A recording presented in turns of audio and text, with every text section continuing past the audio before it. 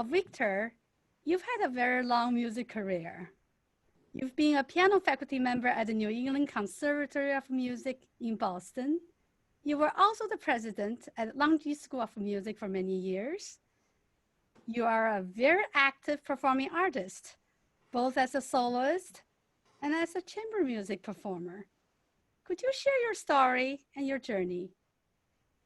Hmm. How many hours do I have?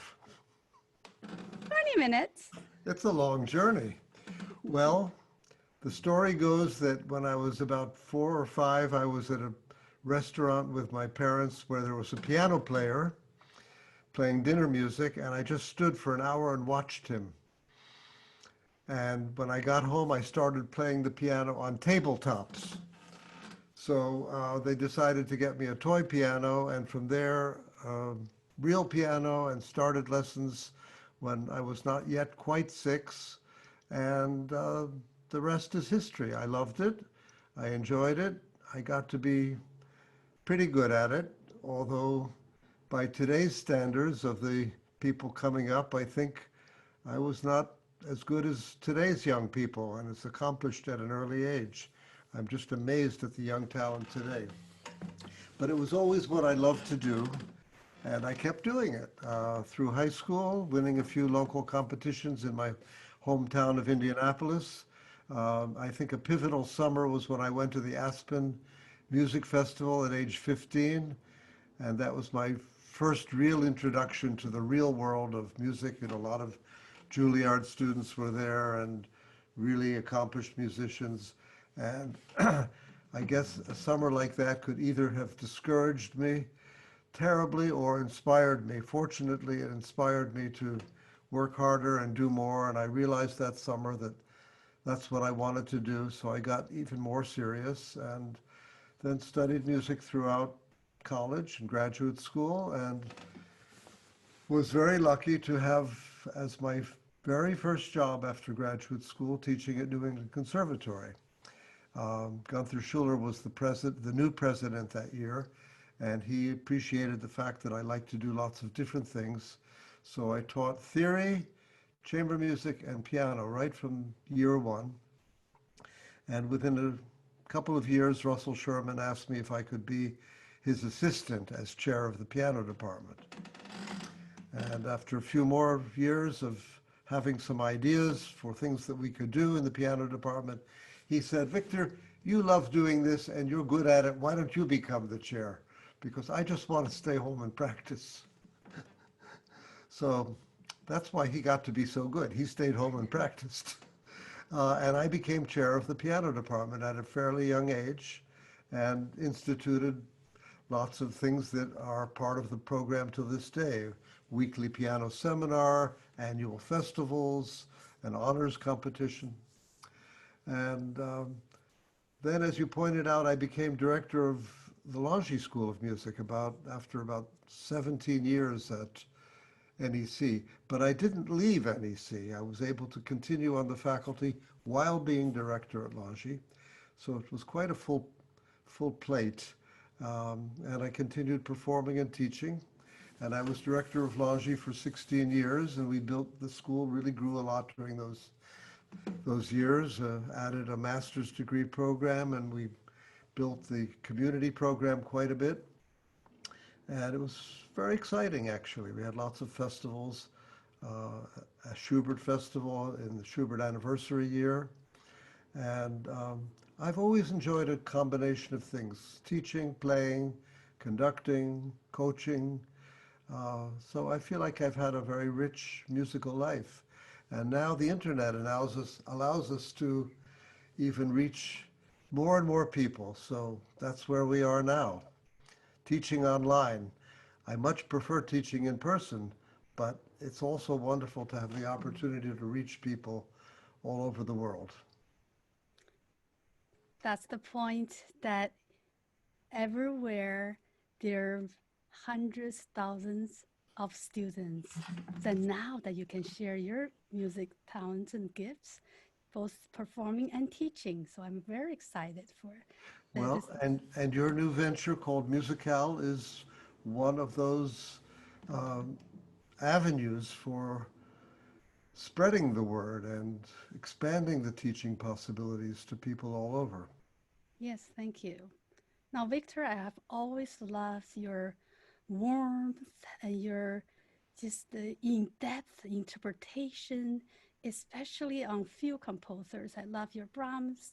I love your Schubert. Now, do you have a favorite composer, a style or time period? Well, I think we have such a rich repertoire as pianists that it would be a real mistake to have one composer that was a favorite.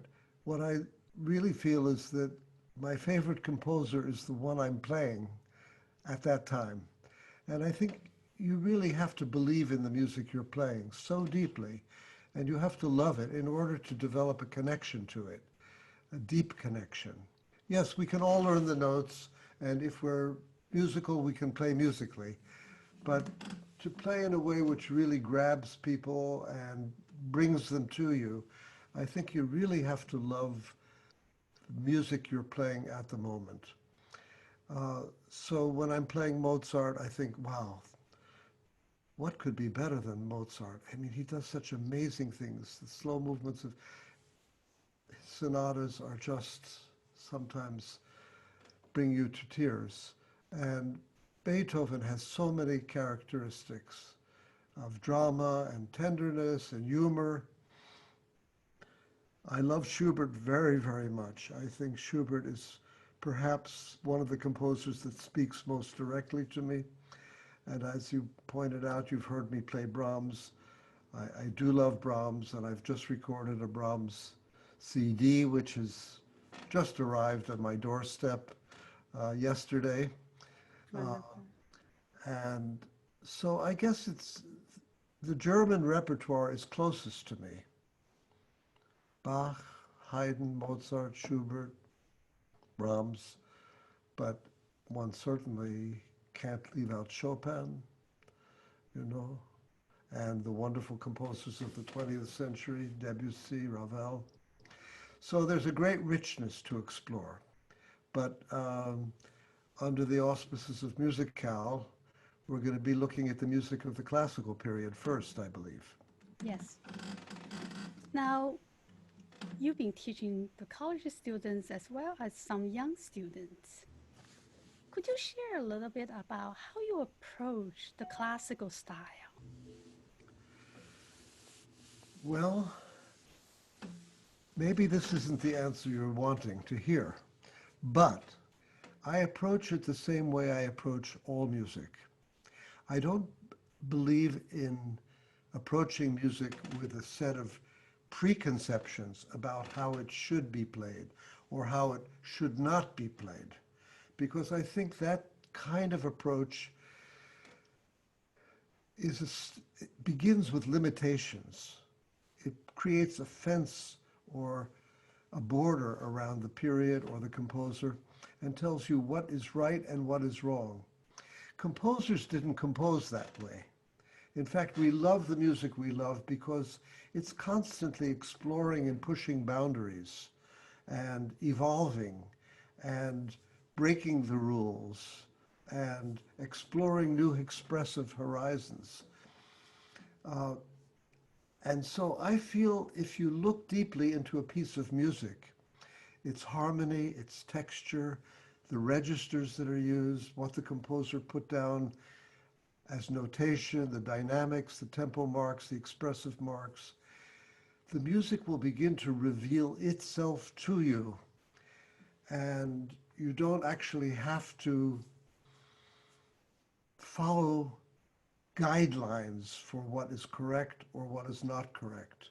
I've heard so many sterile or square performances of Bach and Mozart and Haydn that seem to be based on the premise that only this is possible in this period and nothing more. So I feel Mozart, for example, contains rich possibilities for expressiveness, which is why Chopin loved Mozart so much. He was a great melody writer. He had a lot of embellishment in his writing.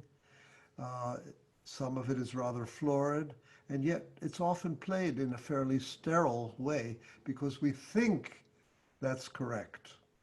So, having said that, of course, it's true that the music of the classical period has certain characteristics. There's no doubt that the classical composers were reacting against what they may have viewed as some of the excesses of the Baroque period.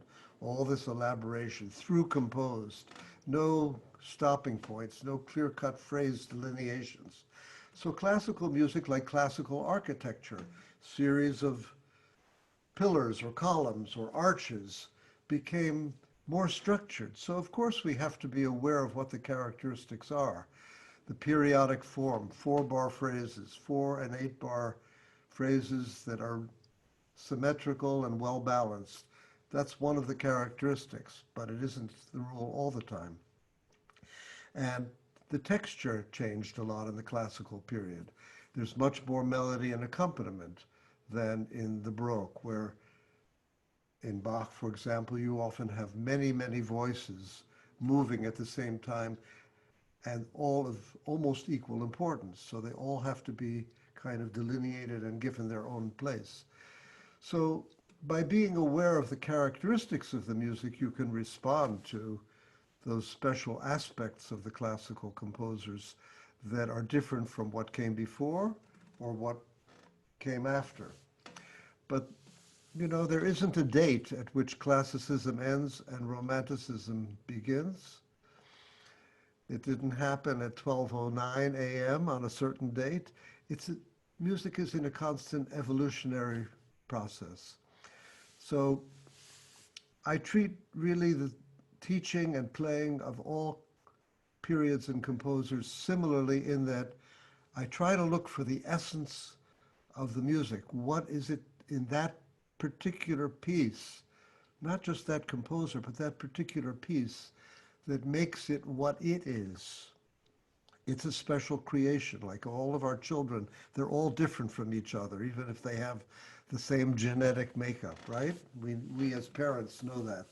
So every piece of Mozart is unique and has something special to offer. I think if we all look for what is the essence, what is special, what is unique in the piece we play, we will find its secret and it will ask us or reveal itself to us. It will tell us what it needs of us by way of playing it.